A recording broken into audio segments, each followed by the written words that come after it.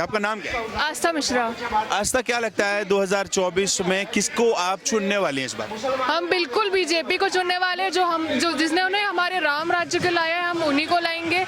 और बीजेपी ही हमारे डेवलपमेंट कर सकती है। बीजेपी है तो भारत है और हिंदू राष्ट्र है। बीजेपी है तो भारत है, ये देखिए एक बड़ी बात है।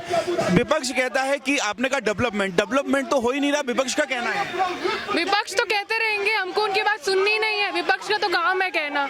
हम बीजेपी को ही वोट करेंगे। अगर आप पक्के सनातनी हो, आप चाहते हो भारत में राम राज जाए, तो आप बीजेपी को ही वोट करें। तो भारत में राम राज आएगा, भाजपा रहेगी तो राम राज रहेगा। हाँ, भाजपा रहेगी तो ही राम राज्य रहेगा। कांग्रेस रहेगा, कुछ नहीं रहने वाला। क्या लगता है कांग्रेस को कि क्या कुछ भविष्य इनका तय करेगा, क्या आगे बढ़ पाएंगे लोग? कांग्रेस कुछ नहीं कर सकता। राजीव गांधी को पप्पू सही में बोला गया है, क्योंकि वो सही में पप्पू, हाँ, राहुल गांधी सही में पप्पू है, इसलिए उसको बोला गया है। और बाकी कांग्रेस ने आज तक कुछ नहीं किया, आगे भी कुछ नहीं करेगा। पर बीजेपी, यानी कि बीजेपी पार्टी, आप कह रही हो कि बहुत कुछ किया है, मोदी जी ने बहुत कुछ किया है, पर राहुल गांधी या विपक्ष का कहना है कि वो तो कुछ कर ही नहीं रहे हैं, सिर्फ होर्डिंग और पोस्टर में योजनाएं दिखाई देती हैं। तो वो तो बोलेंगे ही ना, उनका काम ही है बोलना। वो क्या करे आज तक? पूरा बर्बाद करके छोड़ दिए। संभालने में टाइम तो लगेगा ही ना। अब बीजेपी संभालेगी। हमारा वोट बीजेपी की तरफ है। आपका क्या नाम है? आप? उषा मिश्रा। उषा जी, क्या लगता है 2024 में आप किसको चुनने वाले हैं? मैं तो भाई मोदी जी को चुनूंगी। भाजपा सरकार आएगी, क्योंकि उन्होंने देश के लिए बहुत किया है। कांग्रेस ने तो पहले ही डुबो दिया, उसको सुधारने में कुछ तो टाइम लगेगा।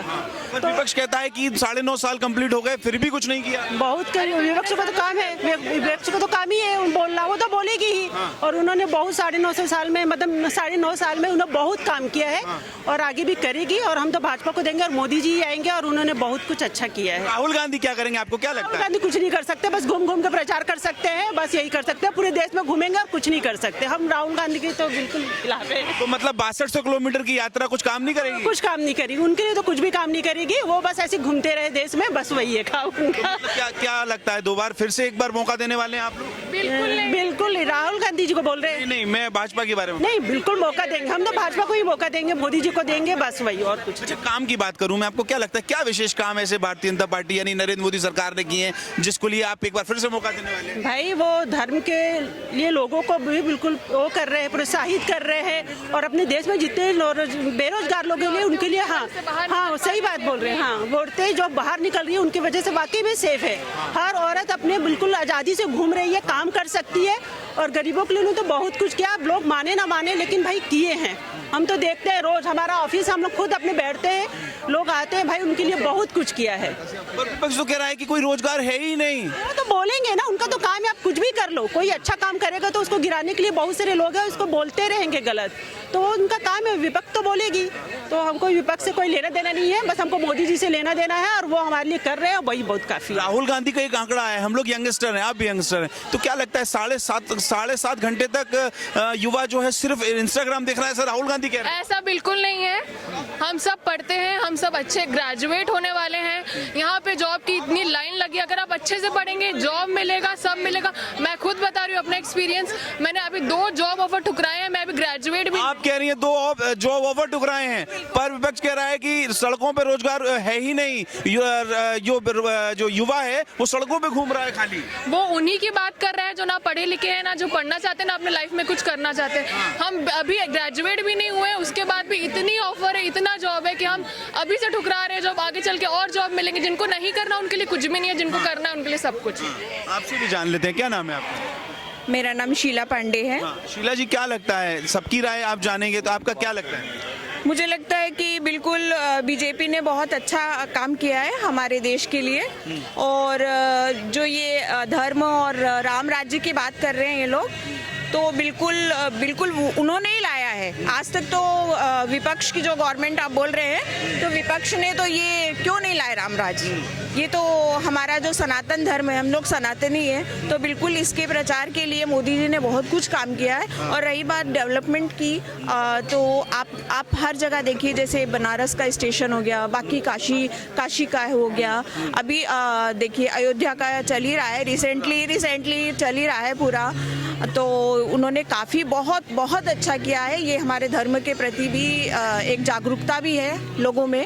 और जो युवा लोग हैं तो मैं उनके लिए यही कहना चाहूँगी, बिल्कुल उनके लिए बहुत कुछ किया उन्होंने, और जॉब ऑफर्स भी उनके पास भी हैं। अगर आप एबल ही नहीं हैं, काबिल ही नहीं हैं, तो आपके लिए कुछ नहीं है, कहीं पर भी कुछ नहीं, कोई भी गवर्नमेंट आ जा रही है तो वो काफ़ी अपॉर्चुनिटीज़ भी दे रहे हैं, लोगों को प्रमोट कर रहे हैं कि आप पढ़िए, पढ़ाई के प्रति भी, है ना।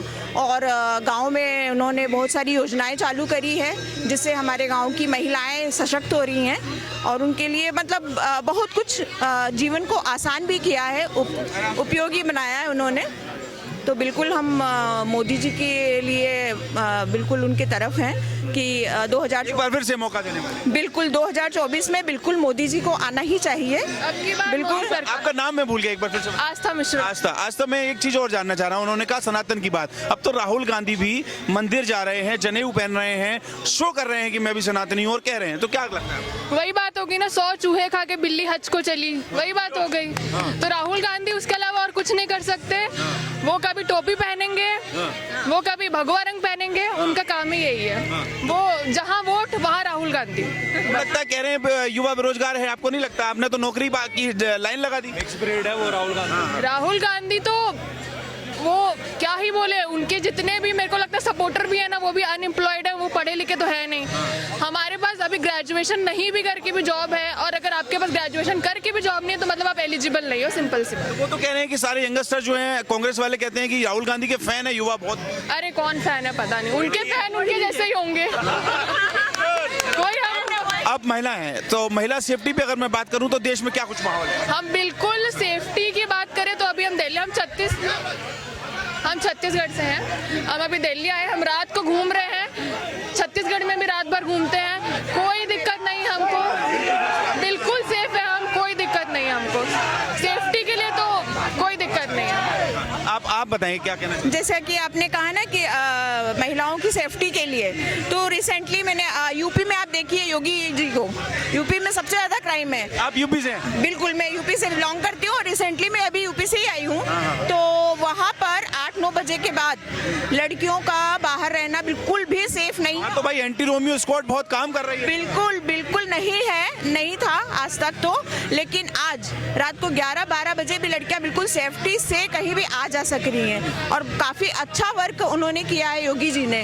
गोरखपुर का तो पूरा नक्शा ही उन्होंने बदल दिया है। महिलाएं इतनी ज्यादा सेफ्टी से हैं वहाँ पे, लड़कियां पढ़ रही हैं वहाँ पे, और रात को भी निकल के मतलब बाहर खड़ी थी। मुझे बहुत आश्चर्य हुआ कि ऐसा, मैं बहुत सालों बाद गई थी अभी रिसेंटली, तो मैंने देखा कि ये लोग इस वक्त यहाँ पर क्यों हैं। मतलब मैं 12 बजे मेरी ट्रेन पहुंची, मैंने देखा ये लोग आराम से आ जा रहे हैं। तो भाई ये तो उसका प्रतीक है ना कि काफ़ी सेफ अपने आप को महसूस कर रही हैं वहाँ की लड़कियाँ, वहाँ की।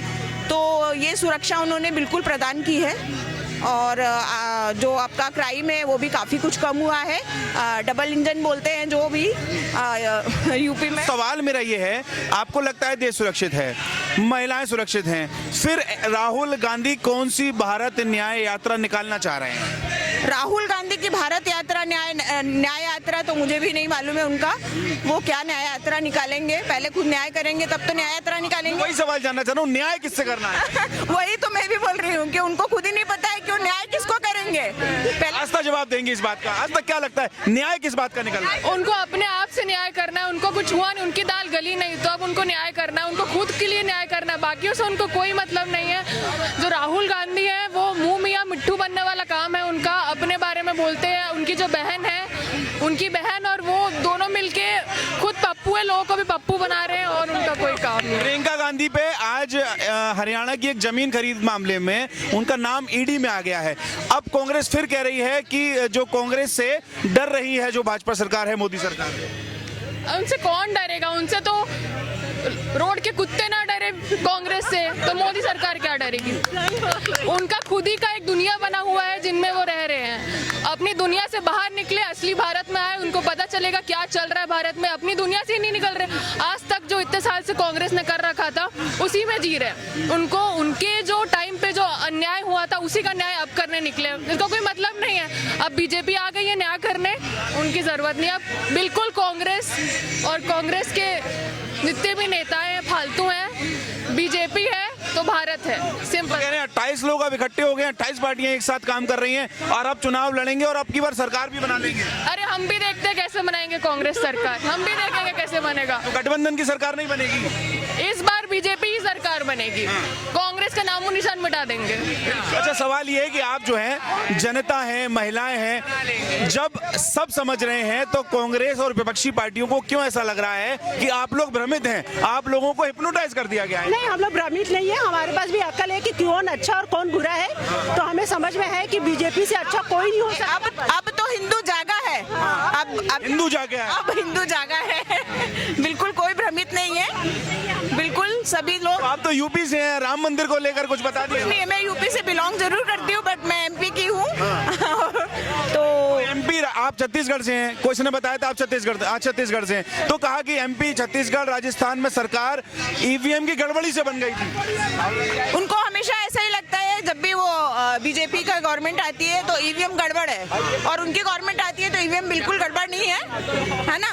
तो उनको यही लगता है बस खाली। तो राहुल गांधी के लोग फैन नहीं है क्या बात? अरे बिल्कुल, हम तो मोदी जी के फैन हैं, हम तो मोदी जी के फैन हैं, और राहुल गांधी, योगी जी के, मोदी जी के फैन हैं, हम राहुल गांधी के फैन नहीं हैं।